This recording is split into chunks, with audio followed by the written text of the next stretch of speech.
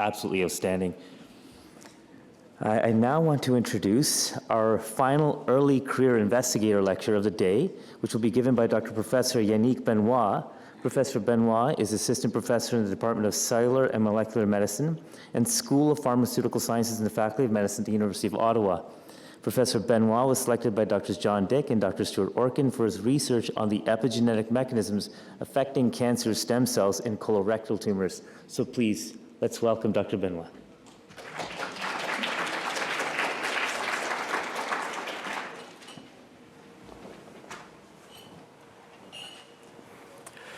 Hello, everyone.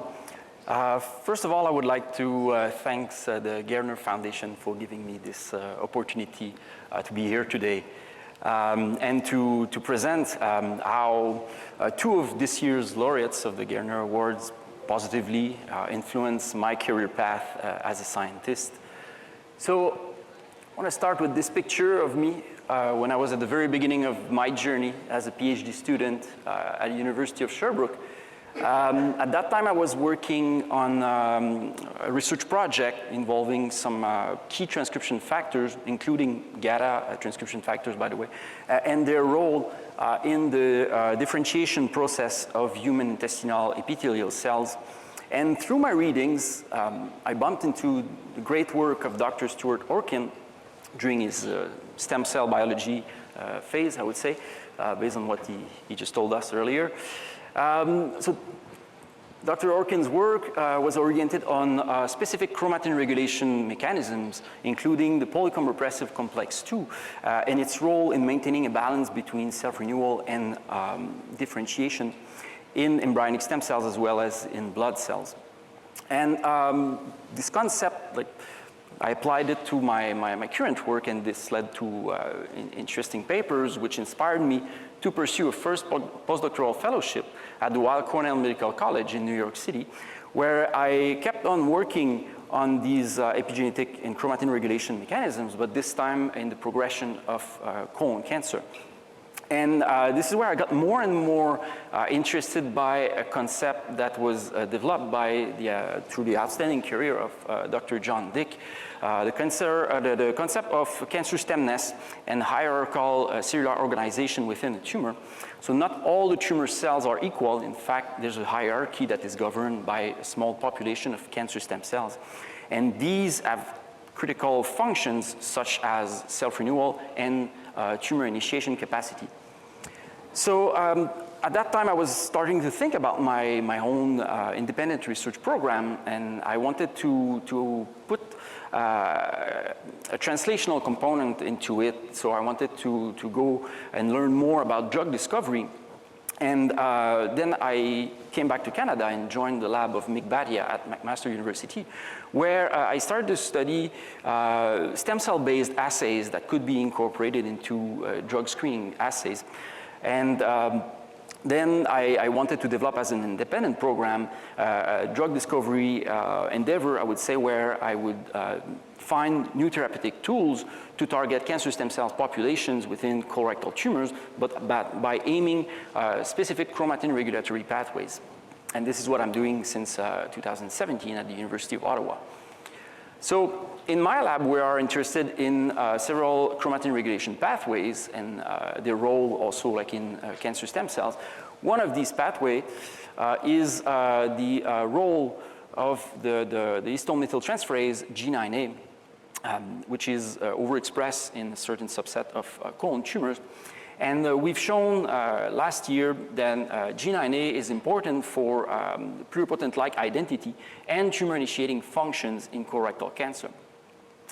So just to mention specifically that G9A is catalyzing the deposition of two methyl groups on lysine 9 of histone H3. And this epigenetic mark is typically associated with transcriptional silencing. So we and others, we've shown that G9A is important in colon cancer to maintain self-renewal functions, but also tumor initiation capacities. And other groups recently demonstrated that G9A is key to promote immune evasions in tumor cells versus the immune system. So while G9A may sound like an exciting new therapeutic target, Well, we must keep in mind that G9A is also very important to maintain homeostasis in numbers of normal tissues. So that's probably why, so far, among all the small molecule inhibitors that were developed to specifically block the histone methyltransferase activity of G9A, none of them actually made it to the clinical development stage. So in the lab, we're trying to develop safe pharmacological approaches to target G9A function in cancer stem cells population, but we want to do this with limited harm as much as possible in normal tissues. So one of the strategies that we're using is drug repurposing. We are starting from clinically approved compounds or compounds that are in late stage of development, for which the specific target and the mechanism of action has already been documented, most likely. But most importantly, like those compounds already have demonstrated clinical safety. So they were proved as being safe when they are used in human subjects. So in one of our projects, we applied a phenotypic drug screening pipeline to which we subjected a library of clinically approved compounds. And this pipeline is a succession of 2 stem cell-based assays. So the first one was developed by Cyclos and collaborator in 2012, and is to measure the capacity of our compounds from our library to decrease the expression of a pluripotency marker that is called OCT4. So whatever drugs we have that is going to decrease OCT4 expression in transformed embryonic stem cells, we're going to move these candidates to the next stage where we're going to measure the capacity of those drugs to decrease the deposition of the G9A catalyzed mark H3K9 dimethyl. And out of the candidates that we got a few interesting ones. There is this mystery structure here that we're going to call for today, YB1471.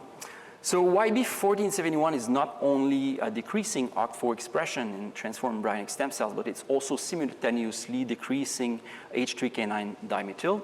And when we treat 3 different colon cancer cell lines with this compound, we saw a dose-dependent decrease in cell viability. And we were not observing this effect when we tried the compound on human normal intestinal cells. So it suggests like a selective toxicity impact that we have toward the cancer cell lines. So to make a very long story short, we've shown that the drug is decreasing, in fact, the protein levels of G9A, and this is due to an impact on the promoter of G9A per se. So YB1471 is in fact an antagonist of the dopamine transporter SLC6A3, which is going to bind to this transporter via the same binding pocket than cocaine. And when we look at the distribution of this transporter in colon adenocarcinoma cross-section, we saw only a handful of cells that were presenting positive staining for dopamine transporter across the section. And this result was confirmed by single-cell RNA sequencing, where also we could only detect the transcript of SLC6A3 in very few cells of the tumor fraction, and nothing was observed in normal epithelial cells. So when we knocked down this transporter, we saw that colorectal cancer cells were having a decreased clonogenic activity. And this is reflected by a decrease in the organoid formation frequency in knockdown cells versus the control vector. So at the level of G9A protein levels, we saw that just like our drug, the knockdown of SLC6A3 was also leading to lower level of G9A expression. So we wanted to test the impact of our drug in the cancer stem cell compartment at the functional level. So we started with an assay ex vivo. This is a patient-derived serial tumor organoid formation assay that we reported earlier this year in a publication, where we start with some primary tissue, so primary tumor samples that we grow in non-adherent conditions to enrich cancer stem cell populations. And then we dissociate these resulting spheres, I would say, and then we seed at the single cell level in a 3D setting these patient samples, which will form a primary series of organoids. So we will treat these organoids with our drug of interest versus a control. And then after 14 days in culture, we will take the resulting organoids, we dissociate them again, and we replate them in a secondary series of colon tumor organoids. And without any further drug treatment, we're going to check whether or not we have a change in the frequency of tumor organoid formation. And I bring your attention to the secondary organoid data that we have here on the slide, where we observed that our drug treatment was causing a drastic decrease in the number of secondary organoids formed compared to the vehicle control. And interestingly, we also used a drug that is commonly used in the clinic to treat colon cancer, called 5-FU, and we could not observe such an impact on tumor initiation capacities by treating our primary organoids with 5-FU. And to confirm that G9A was really involved in the mechanism of our candidate compound, we ectopically reintroduced G9A expression in colon cancer cells, and we saw a rescue of the effect of our drug at the level of tumor initiation functions. So because the gold standard assay to measure cancer stem cell activity is to go in vivo, in vivo serial tumor transplantation model, we've done exactly the same exercise than what we've done in organoid, but this time in mice recipients. And so we engrafted colon cancer cells in a primary series of mice, which we treated during 10 consecutive days with our candidate compound. And then we dissociated those resulting tumors and re-engrafted secondary recipient series. And what we saw at the level of the secondary recipients is, again, we have a strong decrease in the frequency of secondary tumors that are formed in the group treated with our drug of interest versus the vehicle control. So to summarize, I've shown you that using a Stemness-based drug screening approach, we were able to identify a clinically safe inhibitor of G9A functions in colon cancer stem cells in vivo. And I forgot to mention that the compound was not causing any harmful effects when we look into the normal tissue in the gut.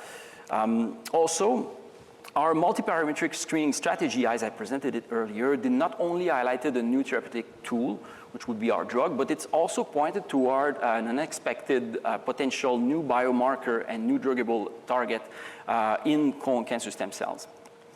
And finally, if we consider the translational potential of our compound of interest, because it's already been deemed safe in human subjects, our work opens on new tangible possibilities to alter critical epigenetic pathways, such as G9A, in a therapeutic context. So finally, I would like to give an extra special thanks to all the students in my lab, as well as my past scientific mentor, and the key collaborators to this project. And thank you very much for your attention.